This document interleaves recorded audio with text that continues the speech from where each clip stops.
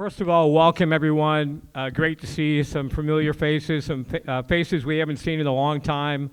And it's great to have everybody here today. Obviously, it is a great day to be an American for one reason and one reason only. If somebody would have told me, a couple of years ago, Steve Martinson would be coming back, I would have told them, I can't say it here in front of a family crowd, but we're all very, very excited, not only to have Marty back, but to have Michelle back as well. That means great things for the team, right? How many people were here for the 4 championships? Raise your hand.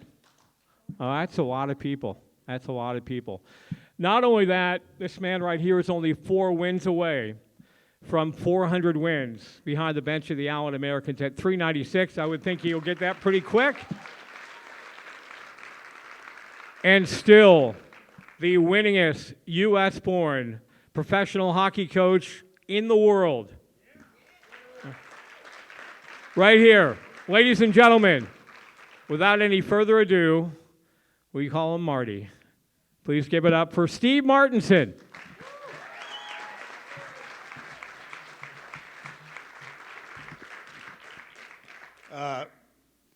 Thanks for coming, everybody.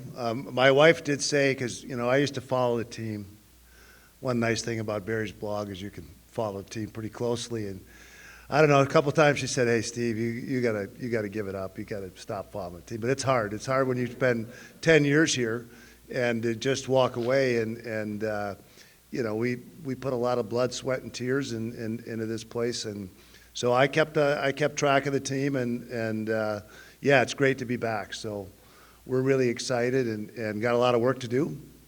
But I told Miles, hard work was something that, I never shied away from. So one of the things I'm going to talk about a little bit right now is Miles isn't here yet. His plane was delayed, but I had 3 meetings with Miles, and I talked to him more in those 3 meetings face to face than I did in 5 years in the previous ownership. And, it was so fun to have a guy that, it's like the North Pole and the South Pole. You got a guy that will do, try to do anything he can for the players versus a guy that didn't want to do anything for the players. And it really is night and day. And I'd heard from some of the players that, they're like, man, you should see what it's like here. It's nothing like it used to be. And so in these conversations with him, like we started talking, maybe a couple of months ago. And I started out talking to him about, once I saw that Zoyer was out, I mean, there's only a couple of coaches. There probably, a couple of coaches that Joe Ernst didn't like more than, I don't think there's any more than the couple guys that have been here. So once I saw that Joe was out and Zoyer was out, I was like, hey, I'll message, and I saw that, and again, I'm not going to speak about anything that was here that when I wasn't here, but, we started talking and texting, and it was just really refreshing to have and it's a really unique ownership. I mean, you don't get an ex-professional player at that level owning a team at this level.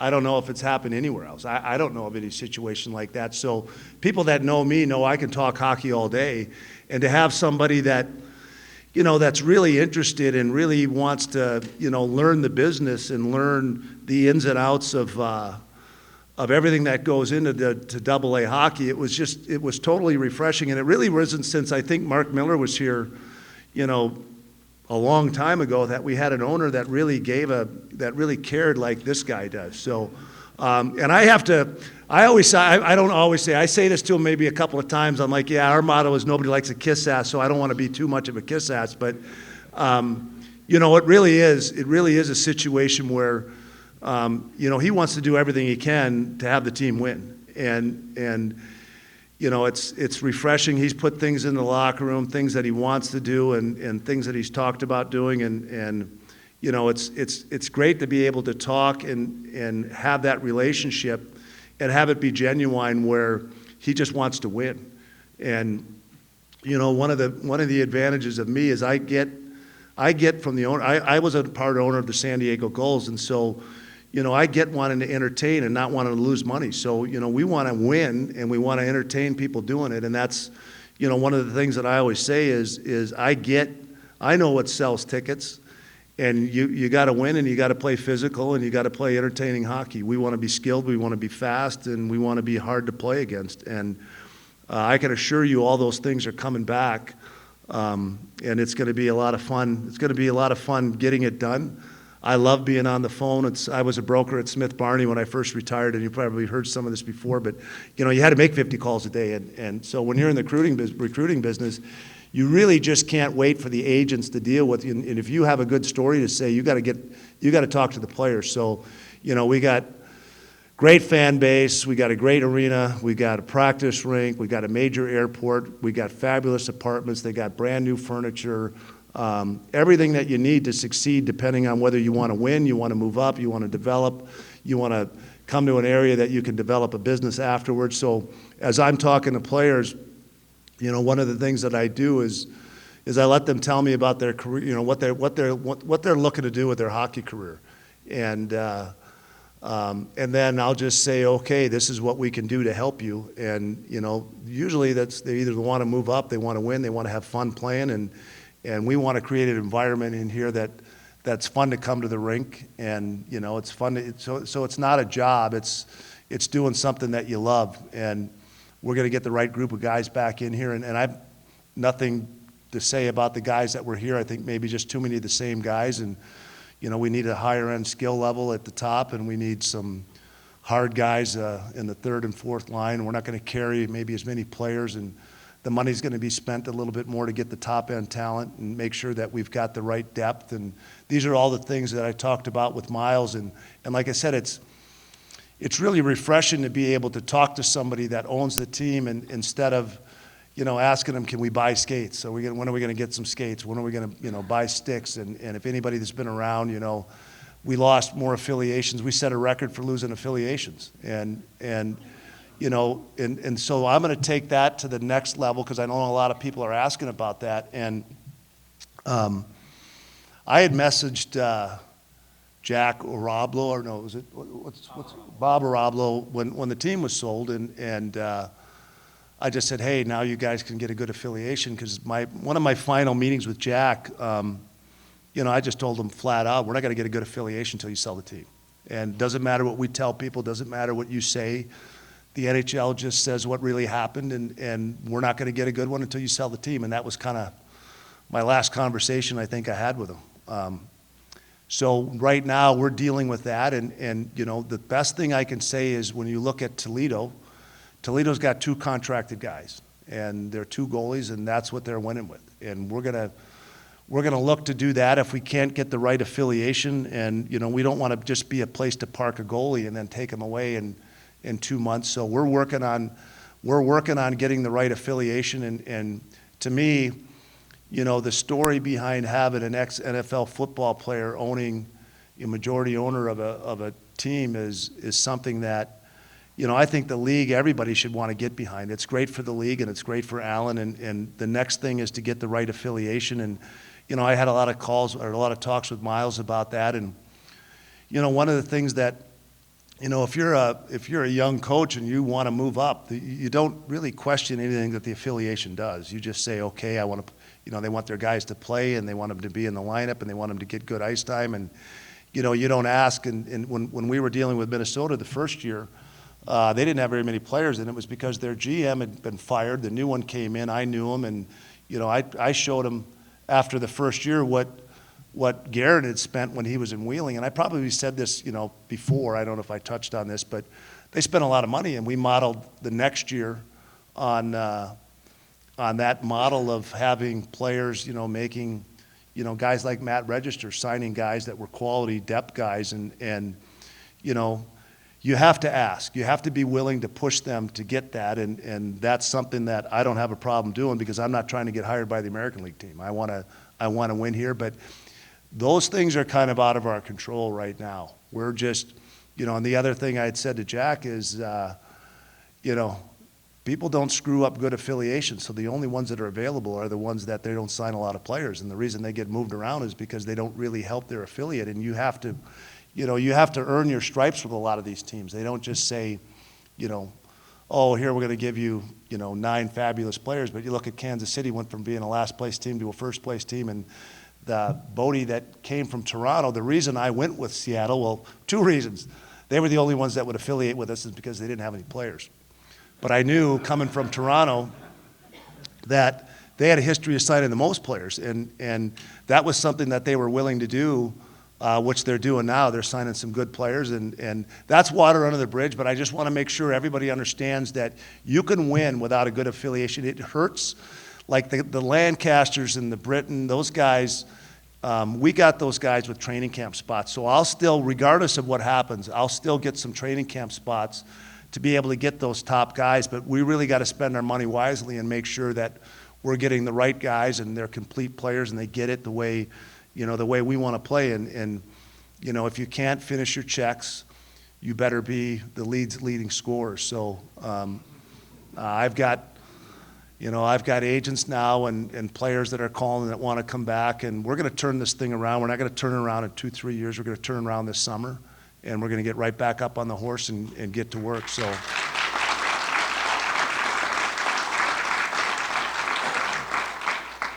we'll have a entertaining, hard-working, offensive. One of the things that I was telling Miles is, and it's I just relate it as a football player. If you go out and say you're going to run the ball all season long, you're not going to get a good quarterback, and you're not going to get good wide receivers. You're not going to get the offensive players. And so my recruiting is we're going to be all out offense. And I use a different word when I'm talking to the players, but it's something all out.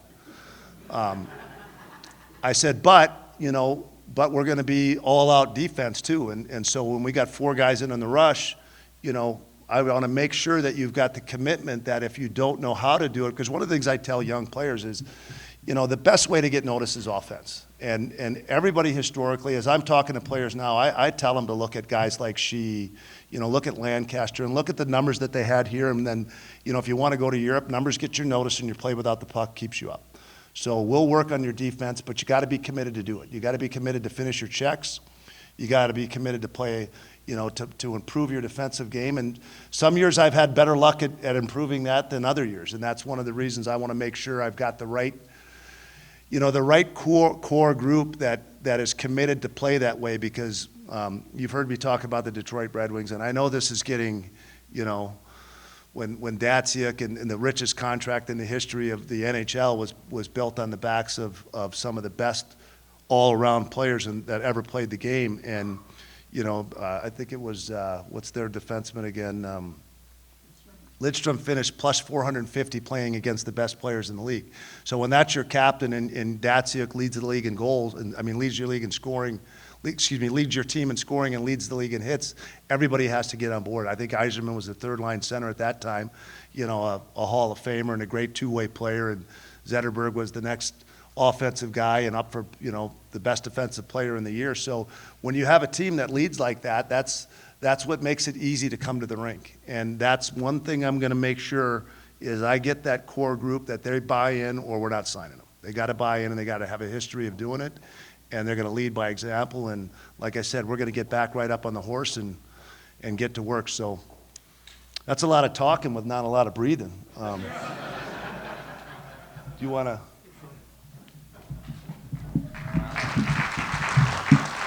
How do you follow that?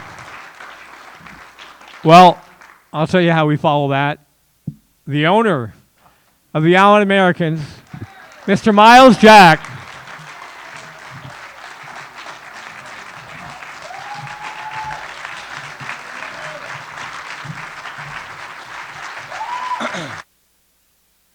Good afternoon. How y'all doing today? Good. Apologize for my tardiness.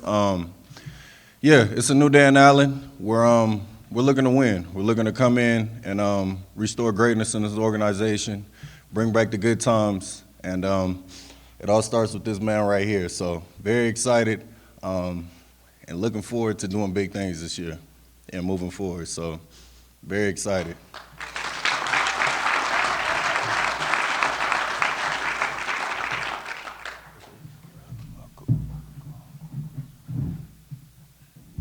All right, that's great. Thank you, Miles. Thank you, Marty. We appreciate that. Great to see all you people here today.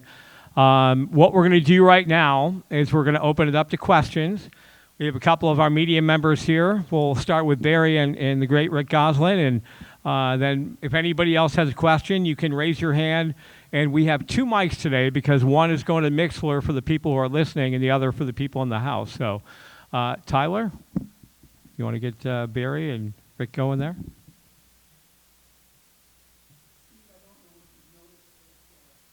That may not be turned on. I can yell. There we go. The great Gary Hirsch. Hirsch's Hello? Meats. Yeah. Steve, I don't know if you've noticed, but the tendency in the league the last few years is fewer and fewer veterans. There's only like 3 or 4 teams, one of them being Florida, that has 4 veterans, and a lot of teams have 0 or 1. Can you talk to us a little bit about what your vision is for veterans and how you use veterans this year?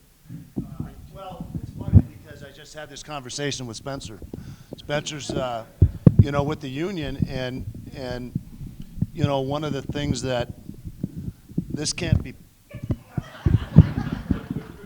This probably shouldn't be for the blog and repeated because I'm management, but the NHL, you've heard me say this, the NHL promotes rivalries and they promote stars. It's easier to have stars in your lineup and play here if they're veteran guys and are committed to stay in the organization. So to me, when we first came into the league from San Diego, I had heard the league was like, well, we're big on promotions and not so much on the players. And a lot of the fans don't know the players. And I said, well, in San Diego, they know the players and they know on Saturday night, they want to come and they want to see our top guys in the lineup, not necessarily in the American League. So, we had 6 veterans in that league, and what I had said to Spencer is, the league you can only have one affiliation per the league rules, but that's just one official affiliation. There's teams with multiple affiliations, and usually it's the teams that don't sign a lot of players out of the secondary, and that's circumventing what the league rule was really set up to do. It was set up to spread around because some teams are very close to American League teams, and they're really looking at just getting the players fast. And I understand that, getting the players easily.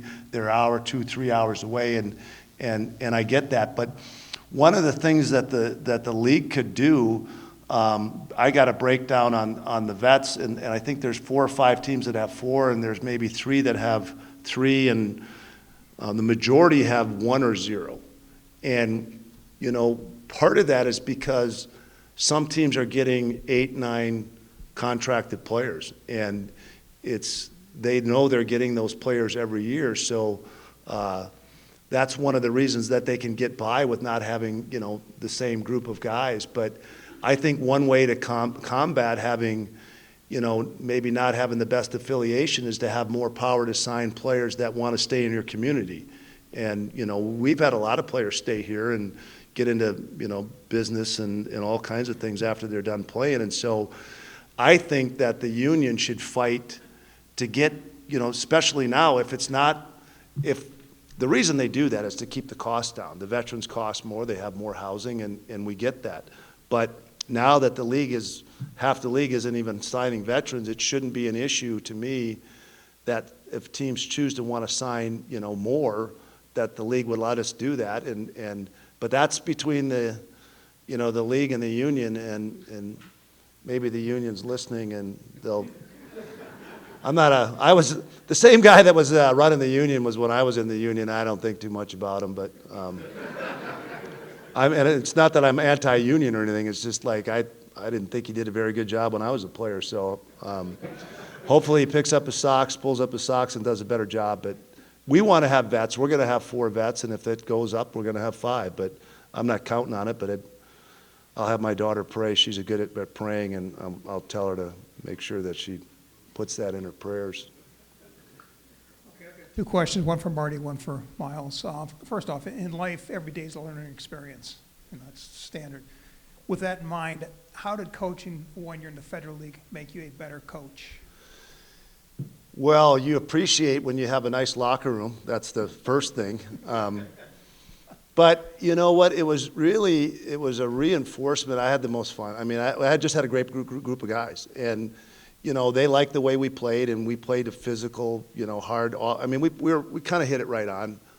We didn't win in the playoffs, and I think if we would have gone on to a 5 or 7, our team was built just like our Central League teams were. You know, we would have been really good in the long-term series, and I don't want to make excuses, but I thought we had the best team in the league. But what I really was, one of the things that I was touching on is how important it is to have your core group really buy in. And it just makes coming to the rink a lot of fun, makes, you know, dealing with the players a lot of fun. So to me, it was really a reinforcement of where I've had success maybe and then haven't had success. So that was the biggest thing I think that I got out of this year. And then the other thing is, my wife is going to make me say this, but I had talked to the league yesterday, and I said, you know, I've watched 2 of the games of South Carolina. It's the best officiating I've seen. It was certainly the best officiating I've seen this year.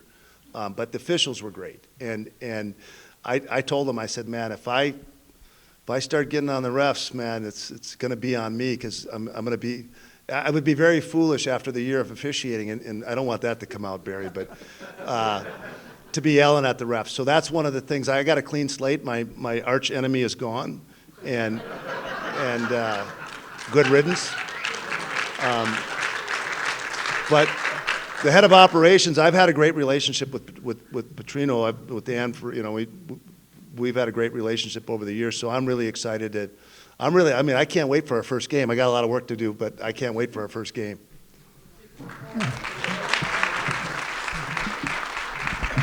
And Miles, how and when did you zero in on Marty? It was very soon. It was actually probably during the season. Yeah, during the season. I was getting a lot of input from you guys and doing my homework. And yeah, just keeping an eye on things, trying to get the best thing for this organization. So once our season ended, took a trip down to, where did we go to? Athens, thank you. Athens, drove down to Athens, watched this team play. And I think the big thing for me was talking to the players after the game. They had just lost, season was over with, but just how thankful they were and how he pushed them, how he got the best out of them. And you could tell they wanted them to stay there, but I was there to steal their coach. So, yeah, very exciting. But, yeah, very, very soon, man, because as soon as we made the initial change, I was already kind of keeping my eyes out, listening to everybody, keeping my feelers out, and it was a clear choice at the end of the day. Clear choice. Who's gonna?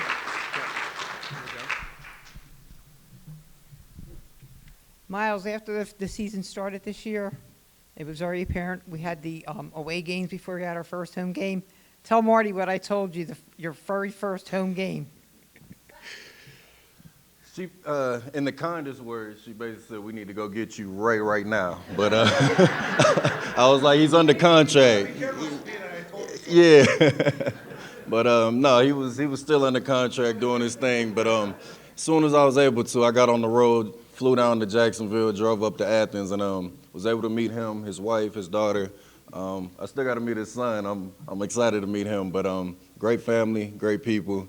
You could tell dedicated. Like even when we were talking, doing contract negotiations, he was sending me things about the league, already working, already as if he was already the coach. So, I mean, what more would you want? So, very excited, very excited. Thank you, Miles. Absolutely. Thank you. Anybody else with a question? Tyler will bring you the microphone.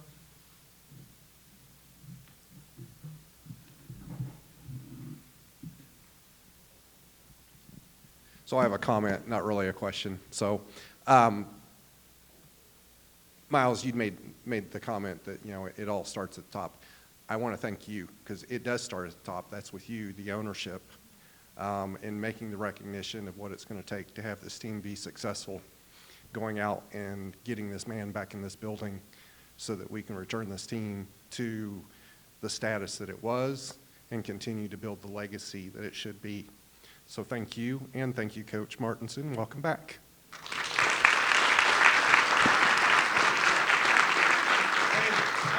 only issue I got with Miles is I wish he would have bought the team about 3 years ago.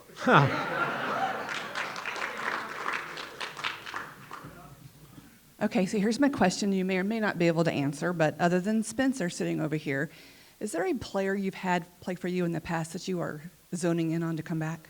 I'm zoning in on all of them. All of them, okay. Any chance for Frankie? I can't comment on that, but yeah, I mean, I've got guys calling me, Okay, reaching out to guys. awesome. Thank you, Miles, for making Americans hockey fun again. It's going to be so much fun. You have never seen anything like it. It's going to be great.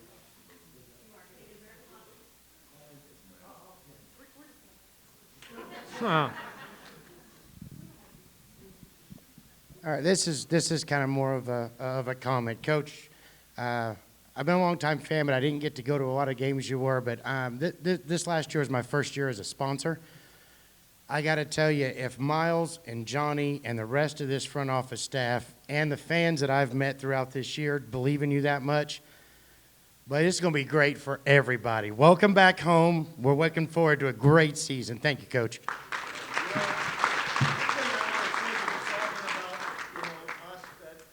One of the things when I started talking to Johnny about, the increased attendance and, what was the difference there besides having a great staff and, hard work is, and again, what did we say about kiss asses? So, investing in marketing, and that's something that the owners never did before. And investing, I had a Shovel Day off, who's the GM of Winnipeg. We were talking about hockey years ago, and I that's Mr. Miles, but we were talking about he was the GM of the Wolves, and he was telling the Wolves owner how he was saving up all this money, and he said, "Don't save me so much money that you put me out of business." You got some business people around here that get that, and investing in your business is a good way to grow your business, and that's a little bit different than the last time I was here. So you're really thankful when you went through it before, and then to see what it is now, it's going to be a lot of fun. Marty, welcome. I wasn't here when you were a coach or anything like that, but I wanted to know, I've got two things. Can you talk about your staff, who you're going to bring back? I don't know if you're going to keep Fergie or not. And then second, in the third period, could we have the team come out to a fight song and not Sweet Caroline? Well, are they still playing Now You're Messing with a Son of a Bitch? Are we still playing that? I guarantee you we're going to be playing that song a little bit this year. That was a big seller in Athens, and I got some hard guys coming, and they're not fun to play against. And you're going to like them, but they can play. They're guys that can play, and yeah, that's not my favorite song either. I don't have that. I can tell you if you go into my phone, I got a lot of songs, but I don't have that one on there. Well, well, right now, waiting on the affiliations that we're talking to and seeing if there's a guy that they want to bring in, if that would help to cement the affiliation. And then I got a player assistant targeted, and then Jason Deitch is back on board to be, Jason has been, he's a really successful fireman. He's got a business going with doing sprinkler systems, and but he's going to make, in the wintertime he does Christmas lights. And I used to say, you could line up three guys, 50 yards apart, and I'd rather fight those three guys and get up on a 50-foot ladder.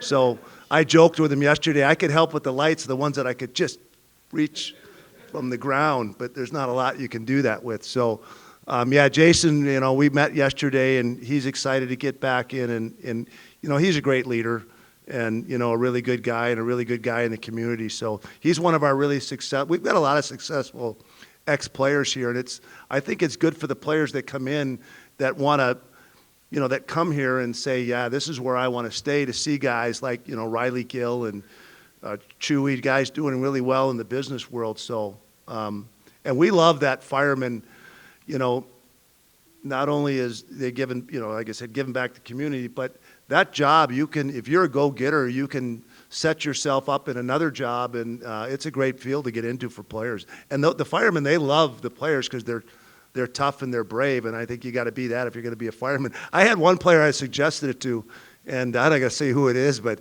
he was like, "Oh, I'm not going into a fire." That's not. Yeah, Chris. Well, all those guys are coming back. Chris Marini's back, and you know, when I first left, I wasn't real happy, and then I got into something else, and then I called Chad and I said, "Hey, you're going to want to use Chris. He's, you know, what'll take you 4 hours to do, he can do in 20 minutes. He's been doing video for years, and he's back on board." And Chris Johansson, our goalie coach, who worked under Thomas Spears, who's now. Thomas Spears is one of the greatest stories here. You know, do you guys know the Thomas Spears story? Can I say that really quick? You know, he called me for like a year to come out and work with the players, and I finally said to him, and I'm like, "Tom, you weren't a very good goalie." So, you know me, I have a hard time being. I'm just like, "You weren't a very good goalie, so what can you possibly do for my goalies?"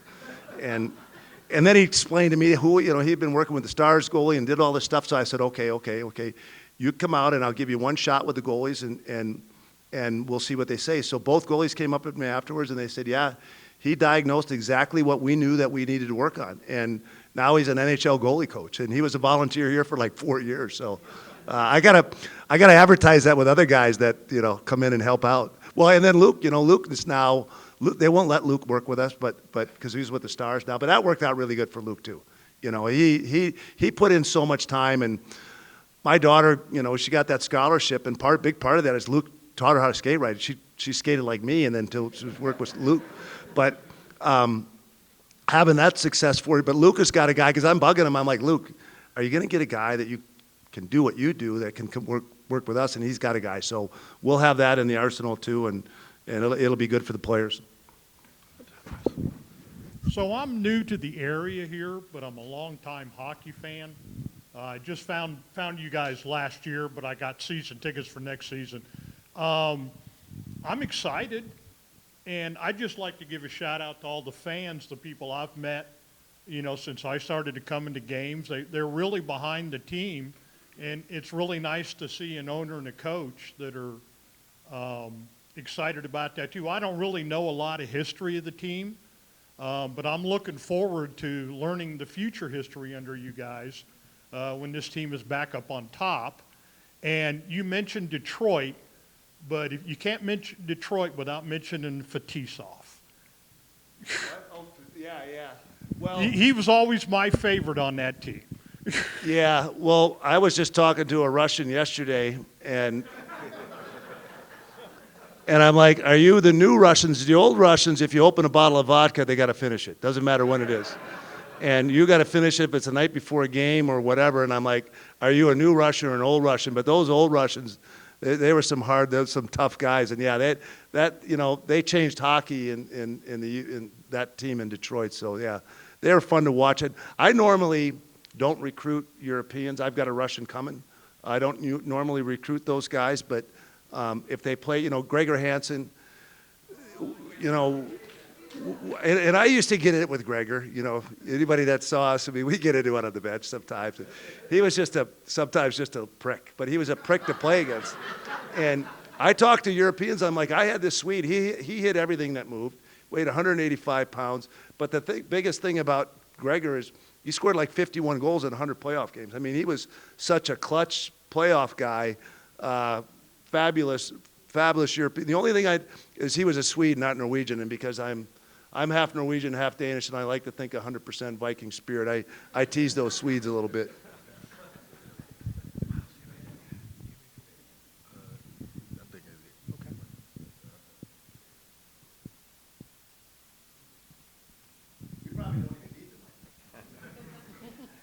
Hey, welcome back, Steve. My wife and I have been season ticket holders now for 15 years, and we've seen the highs and the lows. We're just so excited to have you back, and Miles as well. It's going to be great. One question my wife wanted to ask was, can we get back to doing the coaches' luncheons like we used to do?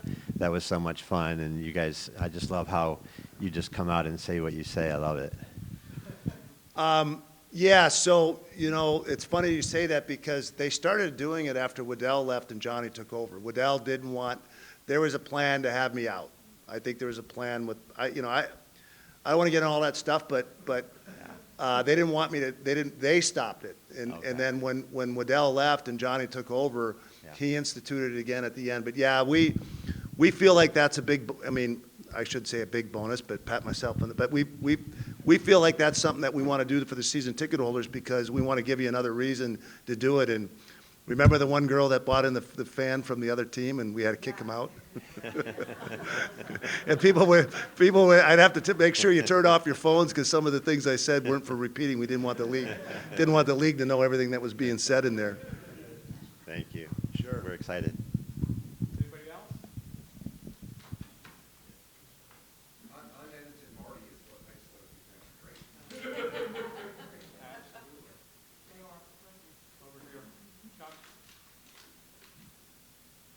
I got into it with a team this year because I told them that I believe in two eyes for an eye, and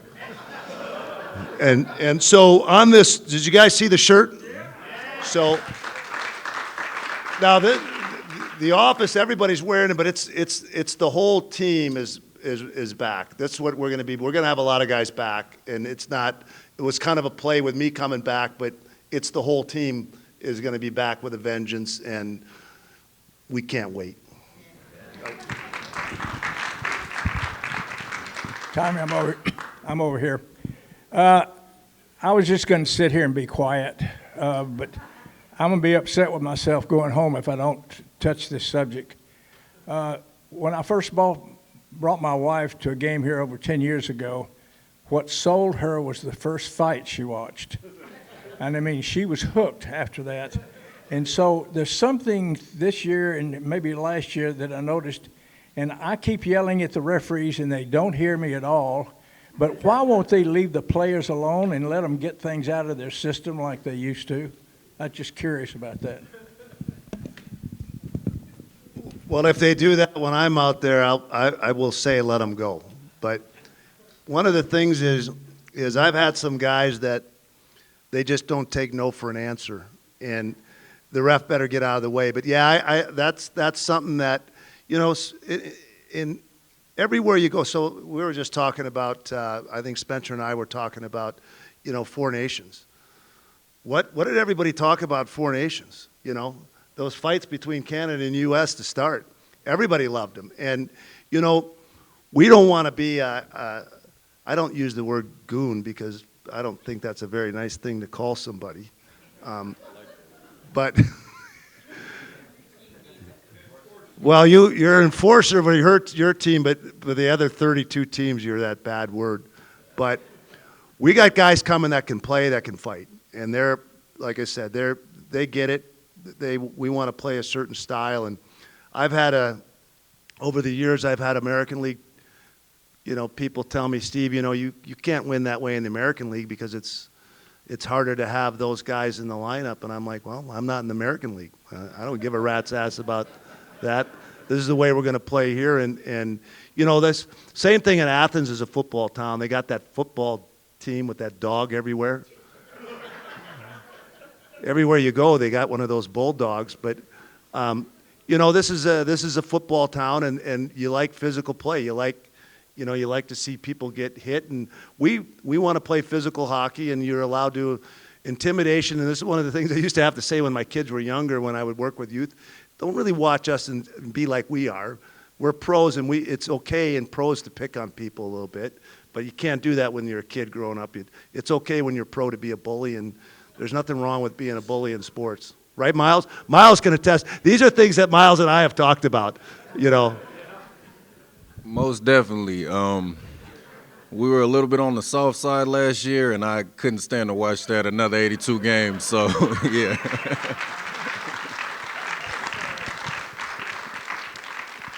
Most definitely. Anybody else? Last stand? Oh, there we go. Right over here. Tyler's got to bring you the mic. I've been a 16-year veteran, I don't know, Mike. And at the end of last season, from the abysmal play from the team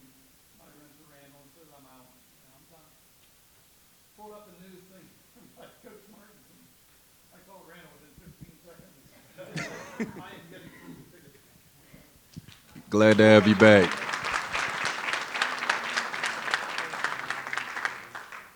Anyone else? You got Fraser in the back just showed up. I just recognized him.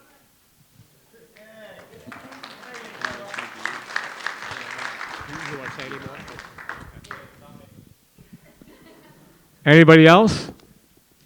One closing thing for you, Miles. I represent the other team in the building, or that was in the building. Dead silence over there. You want to own another sports franchise? I guarantee you it would cost less money than this one. My focus is on the Americans right now.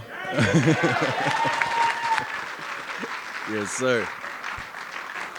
Good on you and the best of luck. Thank you. Thank you. I was about to come grab your cane and hit you with it.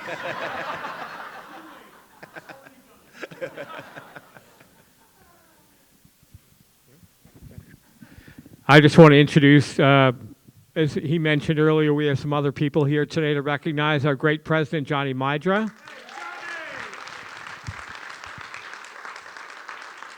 The longest tenured Allen American. I don't think he's ever going to leave, and we don't want him to. Spencer Asachuk.